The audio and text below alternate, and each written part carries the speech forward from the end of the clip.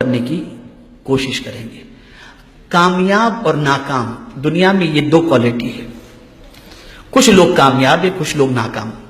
میں نے کامیاب لوگوں کی زندگی کے بارے میں غور کیا اور میں نے کوشش کی کہ ذرا جاننے کی کوشش کروں کہ کامیاب کیوں لوگ ہوتے ہیں اور ناکام کیوں ہوتے ہیں۔ تو غور سے سنیں، کامیاب لوگوں کی پہلی خوبی یہ ہوتی ہے کہ وہ کوئی بھی کام وداؤٹ پلاننگ نہیں کرتے، ان کے پاس پلاننگ ہوتی ہے۔ وہ ایک دن کی پلاننگ نہیں کرتے، 10 سال کی پلاننگ کرتے ہیں۔ اور مسلمان سے پوچھو کل کا پلان، ارے یار کل صبح ہوگی پھر دیکھیں گے، صبح ہوگی پھر دیکھیں گے، کوئی پلان نہیں ہے اس کے پاس۔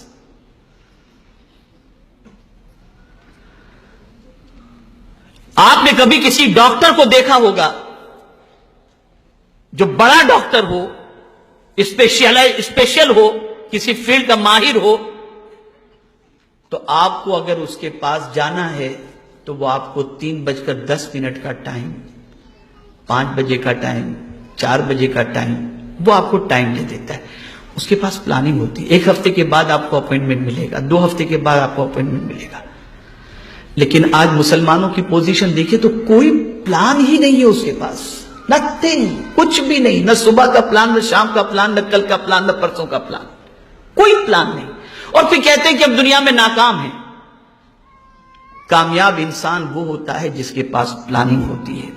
تو اگر آپ دنیا میں کامیاب ہونا چاہتے ہیں تو آپ اپنے بیڈ روم کے اندر آپ باقاعدہ ایک چارٹ بنا کر کے آویزاں کر لیں کہ مجھے اتنے بجے اٹھنا ہے، اتنے بجے ادھر جانا ہے، اتنے بجے ادھر جانا ہے، اتنے بجے ادھر جانا ہے۔ میں خود میری آفس کے اندر، میری آفس کے ساتھی سے میں نے کہا کہ میری آفس کے اندر آپ اس دیوار کے اوپر ایک بورڈ لگا دو کہ وقت کی قدر کریں۔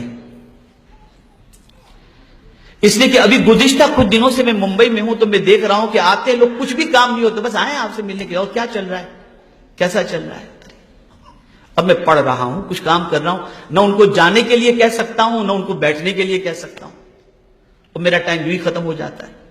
جانے کے لیے کہہ دوں تو بد اخلاقی ہوگی، اور بیٹھنے کے لیے کہوں تو میرا وقت ضائع ہوگا۔ اس لیے میں نے ابھی یعنی 2 دن پہلے ہی میں نے کہا کہ آپ بورڈ لگا دیجئے کہ وقت کی قدر کریں۔ یہ تو ہم نہیں کہہ سکتے کہ وقت ضائع نہ کریں، اس لیے کوئی ملنے آئے تو کیسے کہیں گے کہ وقت ضائع کر رہے ہیں آپ، وقت کی قدر کریں۔ ہمارے پاس کوئی پلاننگ نہیں ہے، منصوبہ بناؤ، ایوری ڈے کا پلان آپ کے پاس ہونا چاہیے۔ اور کامیاب انسان وہی ہوتا ہے جس کے پاس پلاننگ ہوتی ہے۔ دوسری چیز، آپ بڑے بڑے خواب دیکھو، اس لیے کہ آپ بڑے خواب دیکھیں گے نا تو اس کو پورا کرنے کے لیے زیادہ محنت بھی کریں گے۔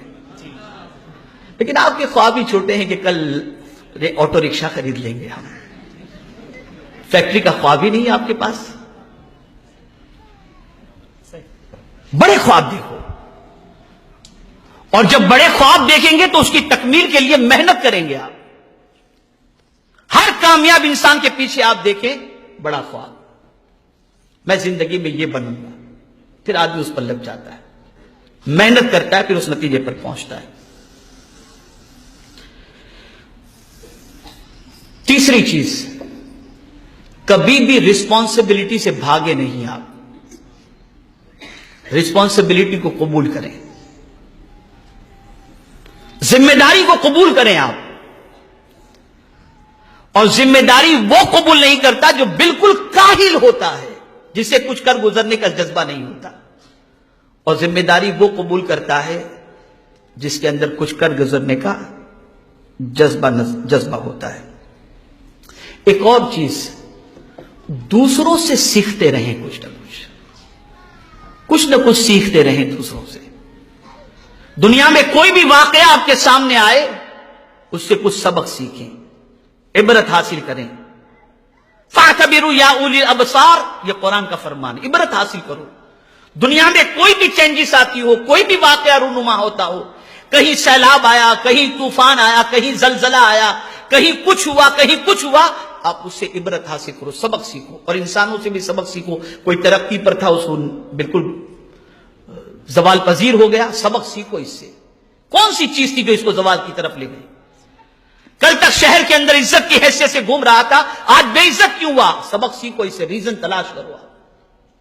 اگر آپ کے اندر یہ خوبی ہے تو آپ اچھی طریقے سے کامیابی کی شاہراہ پر گامزن ہو سکیں گے۔ اور ایک خاص چیز، ناکامی سے کبھی نہ گھبرائیں۔ کبھی ایسا بھی ہوگا کہ کسی چیز کے اندر آپ نے محنت کی اور جو رزلٹ آپ چاہتے تھے وہ رزلٹ آپ کو میسر نہ ہوا، تو اس رزلٹ کے میسر نہ ہونے پر آپ گھبرائیں نہیں، اس لیے کہ 100 بار گرنے کے بعد انشاءاللہ پھر جب آپ اٹھیں گے تو اللہ آپ کو کامیابی عطا فرمائے گا۔ دنیا کا ہر کامیاب انسان پہلے ناکام ہوا ہے پھر کامیاب ہوا ہے، پہلے ناکام ہوا ہے پھر کامیاب ہوا ہے۔ تو ناکامی سے کبھی نہ گھبرائیں، کبھی نہ گھبرائیں۔ خود میرے آقا صلی اللہ علیہ وسلم کی سیرت مبارکہ ہمیں اس کا درس دیتی ہے اور ہمیں اس کا پیغام